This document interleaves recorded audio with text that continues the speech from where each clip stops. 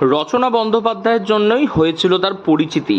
জীবন সংগ্রামের কঠিন লড়াইয়ের গল্প তিনি শুনিয়ে এসেছিলেন দিদি নাম্বার ওয়ানের সেটে। তারপর থেকে এলাকার মানুষের কাছে পরিচিতি লাভ হয় দিদি নাম্বার ওয়ান চপের দোকান হিসাবে।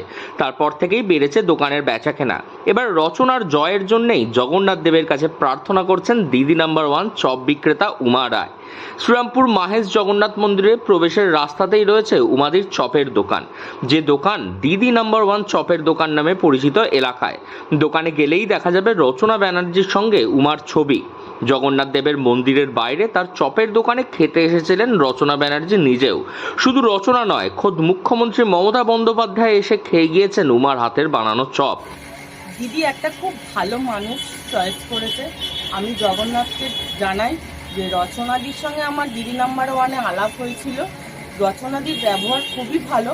আমি চাই হুগলি জেলা থেকে রচনাদি এই ভোটে জিতুক বা বিপুল ভোটে জিতুক, আর দিদি 42টা সিট যেন 42টাই পায়, আর মা মাটি মানুষের যেন জয় হয়। আর রচনা খুব ভালো মানুষ, রচনাদি খুব ভালো মানুষ। আর রচনাদি যেন মুখ্যমন্ত্রী এই ভোটে জিতে পার্লামেন্টে যেতে পারে, এটাই আমরা চাই। জগন্নাথকে ডাকি যে দিদি যেন রচনাদি যেন এই ভোটে হুগলি জেলা থেকে জিততে পারে। লোকসভা নির্বাচনের প্রার্থীর নাম ঘোষণা হওয়ার পর থেকেই যখন উমা জানতে পারেন রচনা ব্যানার্জি হুগলি লোকসভা কেন্দ্রের প্রার্থী, তখন থেকেই জগন্নাথ দেবের কাছে রচনার জয়ের জন্য প্রার্থনা শুরু করেছেন উমা। এই বিষয়ে চপ বিক্রেতা উমা ও তার স্বামী বিশ্বজিৎ জানান, শ্রীরামপুর লোকসভা কেন্দ্রে সেখানে রচনা ব্যানার্জি প্রচারে আসবেন না, কারণ তিনি হুগলির প্রার্থী।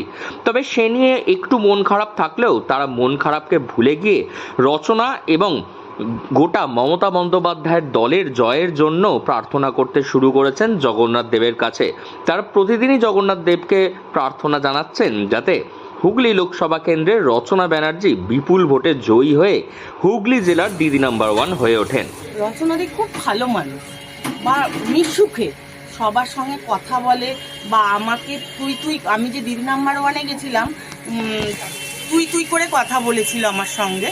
তো আমি দেখলাম ওইটুকুনি 3-4 ঘন্টা ছিলাম যে স্টেজে, তো দেখলাম যে রচনাদি খুব ভালো মনের মানুষ, বা আমাকে অনেক কিছু জিজ্ঞাসা করেছে, আমার জীবনী সম্বন্ধে অনেক কিছু জিজ্ঞাসা করেছে আমাকে। শ্রীরামপুর লোকসভা কেন্দ্রে জোড়াফুলের প্রার্থী কল্যাণ বন্দ্যোপাধ্যায়। তবে রচনা ব্যানার্জিকে নিয়ে যে উচ্ছ্বাস শুধুমাত্র হুগলি লোকসভা নয়, হুগলি লোকসভা পেরিয়ে গোটা হুগলি জেলা জুড়ে রয়েছে, তা কিন্তু বোঝা যায় এই শ্রীরামপুরের দিদি নাম্বার ওয়ান চপের দোকানের কাছে এলেই। কি বলছেন এই বিষয়ে তার স্বামী, শুনুন।